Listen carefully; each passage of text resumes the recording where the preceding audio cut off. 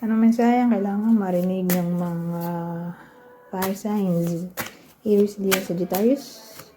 Nowadays, always in one week from now.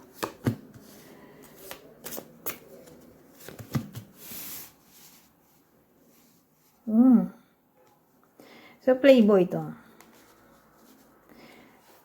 Well, may magbabalik sa buhay niyo, playboy. O playgirl? Sure.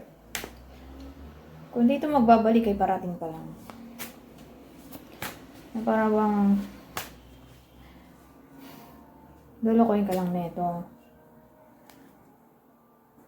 Paasahin. Beware. Sabihin, kung dito magbabalik, ay parating pa lang. Makikilala pa lang ng iba sa inyo. So, sino kaya yan? Na may pangit na motibo. Flirt. Flirt lang. Paasa o baka dalhin kayo sa situationship, third party situation, friends with benefits. O pasahin kayo sa wala. Sino? Pisces? Aquarius?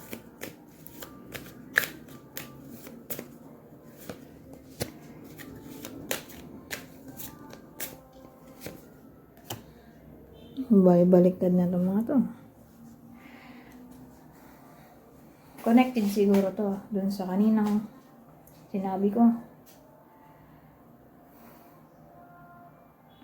Na yun nga, pag dumating to sa buhay ninyo, yung flirt na taong to, ang dating magsisisi kayo na binigyan nyo siya ng atensyon o may binigay kang something sa kanya na pera, katawan o kung ano man yan. Kasi hindi niya i-reciprocate yun. Yung feelings mo.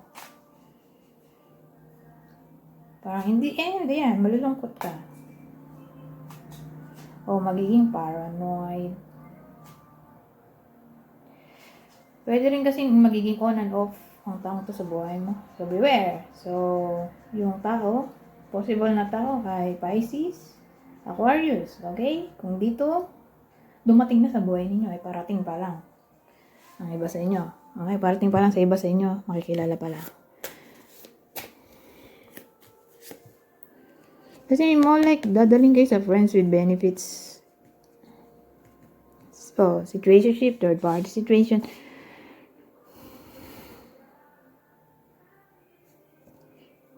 So, beware.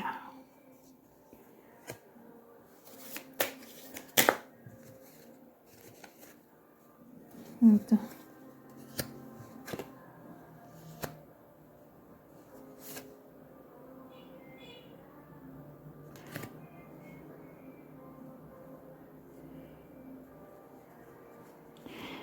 Ito, magiging masipag yung iba sa inyo. Magsisipag. Kasi, may gusto yatang bilhin. So, yung sipag niya, magbubunga. Dahil may 9 of Pentacles tayo sa huli, na may reward. Award, abundance, prosperity. Ito kasi planning. O decision na, yun nga. Maging action-oriented sa kung ano man na para bang passionate siya o pinapursue. So, ayan, magbubunga ang pinaghirapan.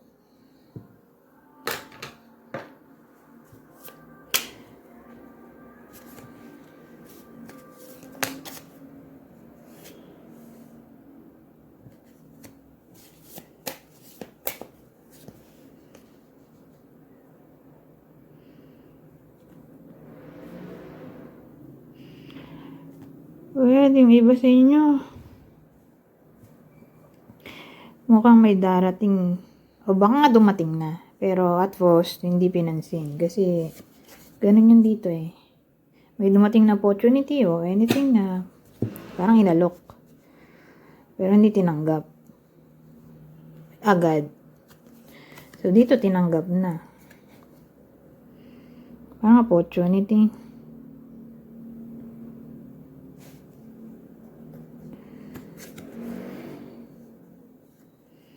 Wala tungkol sa trabaho.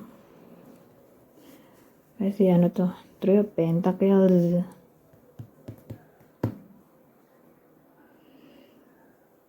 So, sabihin natin nag-procrastinate dito, nag-take action na.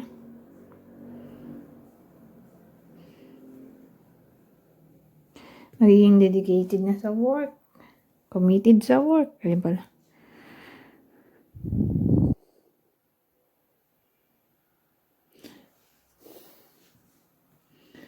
So, ang dating sa akin, mukhang procrastination. O, opportunity na dumating, di agad tinanggap. Pero again, tinanggap na. Kasi tatanggapin pa lang. Kasi ito, may ano na eh, parang collaboration. Nag-uusap na sila dito. Tungkol dito sa opportunity na hindi agad tinanggap. In the past, or recently,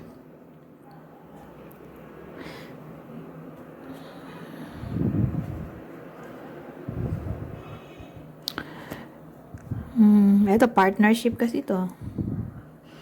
So business siguro, yung iba sa inyo more like business. Kasi may partnership tayo dito.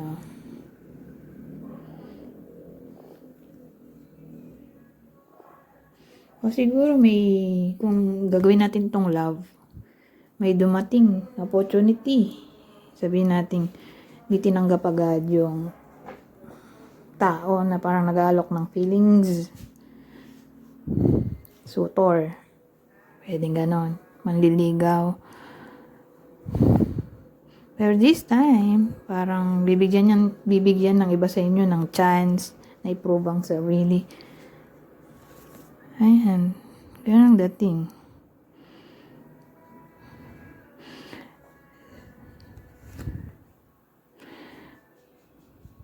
Na para bang tinanggap yung proposal.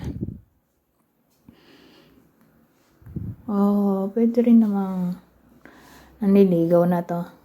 May nililigawan yung iba sa inyo. Matagal ng panahon.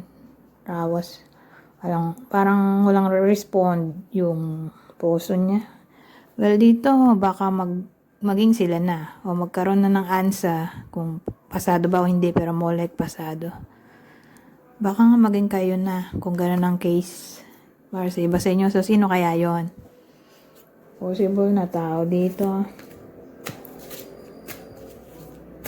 Kung relationship reading man to. Libra. Aquarius. Aquarius ulit to. Daming Aquarius.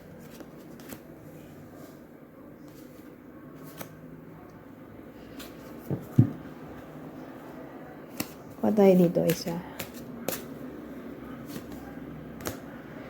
Ano yan? Perfect timing na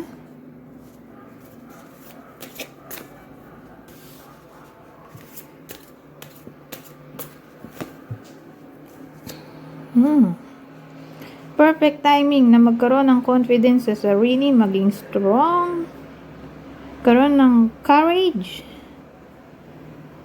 at i-overcome ang self-doubt, magkaroon ng focus, magkaroon ng control. Ito na yung binabasa ko lang. Perfect timing na magkaroon ng ina, strength, courage, bravery, confidence, compassion, taming, control, overcoming self-doubt, focus, persuasion, influence. So, yan yung perfect timing para gawin yung mga yan. Within 1 week from now.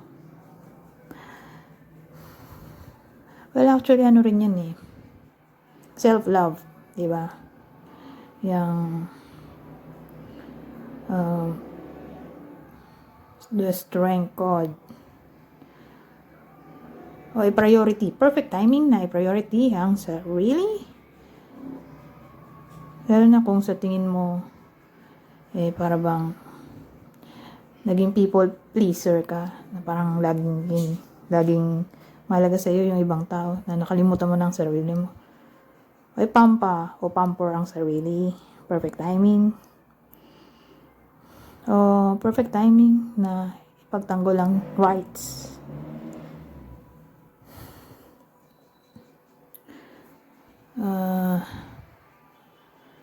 Ano ba?